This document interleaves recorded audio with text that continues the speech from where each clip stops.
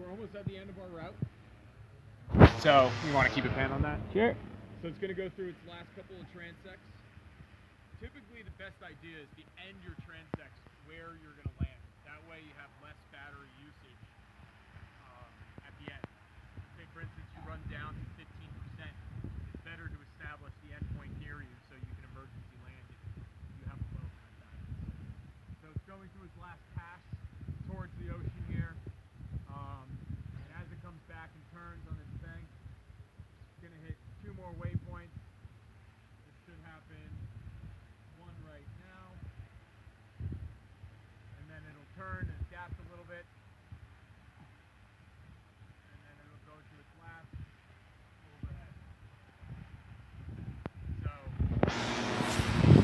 if you look up, I know it's in the sun, but if you look up, it's at its last waypoint. What it's going to do is it's going to tell us here in the interface that the route has ended. In that case, there's a little button with a helipad with an arrow pointing down. This is going to tell it to come home. The problem with that is that it's not perfectly accurate. So as you can see, it's sitting over the house right now.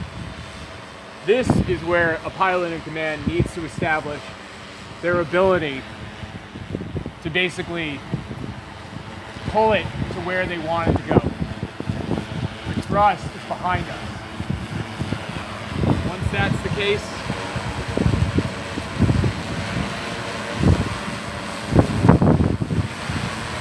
there's a couple of things that we can do. We can turn it, so now we're in a first-person view, and we want to overshoot it in front of us so we can see it. Now with the remote, you're going to kind of gently figure out where the spot is. Before that happens, by the way, try to turn the log button on.